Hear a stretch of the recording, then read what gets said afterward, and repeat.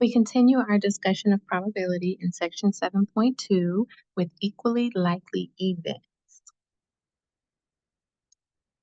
Generally, there's no unique method for assigning probabilities to the outcomes of an experiment. There are a lot of factors that would affect the outcome of our experiment. An example would be if you and I were playing basketball and maybe just shooting from three-point line. It's not going to be equally likely that you and I would make the shot. It's going to depend on, who has more experience with basketball, who's been practicing, maybe who's stronger. If we're just having a good day and everything's lining up, is our eyesight typical? Did we hurt our wrist yesterday? And so there are a lot of factors that can affect the outcome of that experiment. So we're going to talk about an important class of experiments that has well-defined probability assignments, and we call them equally likely models. So an equally likely model, each outcome in the experiment has the exact same chance of happening. So when I flip a coin, it's equally likely that I would get heads or tails. If I am picking a card out of the deck, each card has an equal chance of being chosen. Another example of something that may not be equally likely, if I'm picking a coin out of a bag of coins that has pennies, dimes, nickels, and quarters, and they're all different sizes, then, maybe the bigger ones are more likely to be picked, or, my hand might be more likely to touch a bigger coin. So those things wouldn't be equally likely. The terms random selection or random outcomes imply that the individual outcomes of the sample space are equally likely. So if we see random, we're going to assume things are equally likely. All right, let's do some examples here. We're drawing a number at random, so equally likely, from the integers 1 through 10. What is the probability that we pick a prime number? Okay, so for probability here, we're going to take the number of our preferred outcome divided by the total number of possible outcomes. So numbers 1 through 10. So we've got 10 numbers, and we want to see what's the probability that we pick a prime number. So the prime numbers have only 1 in itself as a factor. 1 is not prime nor composite. So we've just got 2, 3, 5, 7, and that is it. All right, so the number of outcomes that would give us a prime number would be 4. So there's 4 of them. And we're going to divide that by total number of outcomes. So we're going to take our favorable outcomes and divide them by total possible. So here, there are 4 possible prime numbers to choose out of a total of 10 numbers. So that's 40% or 0.4, or we could reduce it to 2/5. That's the probability in the case of choosing a prime number. In this example, we're choosing 2 students at random from a class of 8 boys and 9 girls. And we want to know the probability that both of the students we select are girls. So here we can use some of the things that we learned in chapter 6. A favorable outcome here is choosing 2 girls out of 9. So the order doesn't matter here. So we could use a combination of choosing 2 from 9.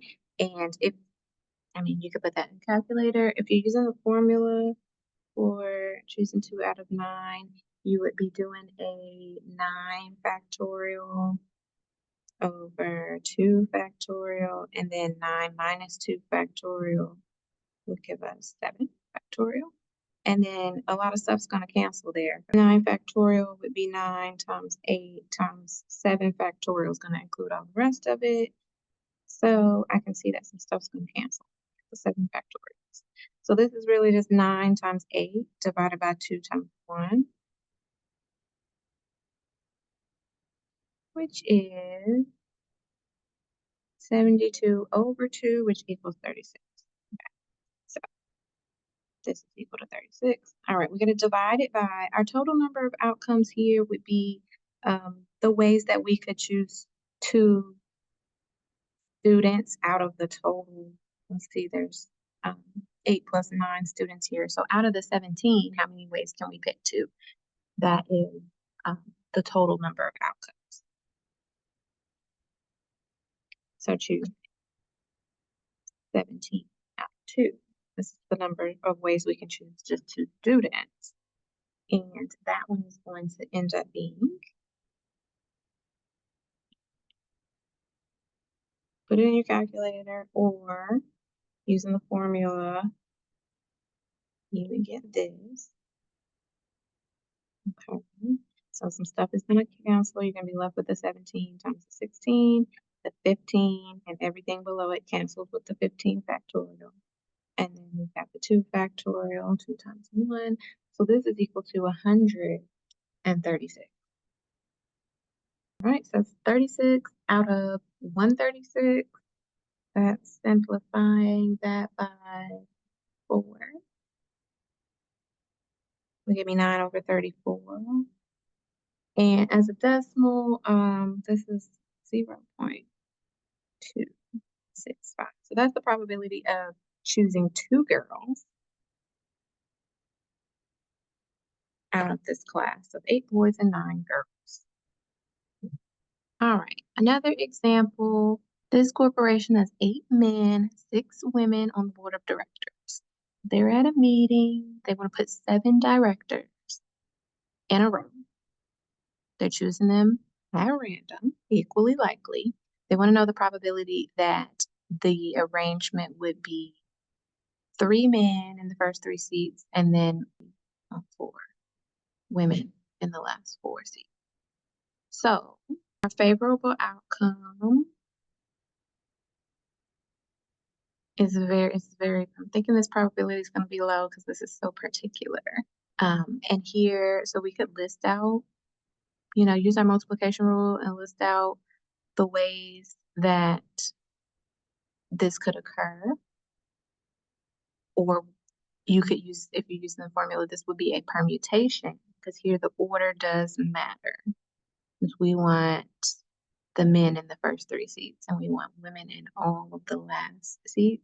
So order does matter here. This would be a permutation. So the favorable outcome, let's see, I'm going to write it out here. We got 7 seats. If we want men in the first 3 seats, so we're starting out with 8 men to choose from. We choose that first one, then we're down to 7. And then after choosing him, we're down to 6 possible men. And then we want the next 4 seats to be women. And we're starting out with a total of 6 women. So we're starting with 6 options, and then 5, and then 4, and then 3. So multiplying this all together gives me the probability, or gives me the number of ways that we could choose 3 men and then 4 women. And I need to divide that by the total number of ways that I could seat 7 people out of the 14 that we have total. So how many ways can I seat 7 people out of 14? So here, not considering the gender or the order, start with 14 people, and then I'm down to 13 choices, and then 12, and so on, until I run out of seats. So multiplying all of these together, I'm swapped here, and then dividing this. Let's see, can I simplify this at all? Like these 8s can cancel. 1 times 3 would be 12. That's not a whole lot simpler, still a lot of numbers to multiply. And we're going to get something pretty big here, but we can simplify it down to 1 over 143, which as a decimal, 0.007. That's the probability of choosing this particular arrangement. Not very high, which is what I expected, since it's so specific about where we're sitting people.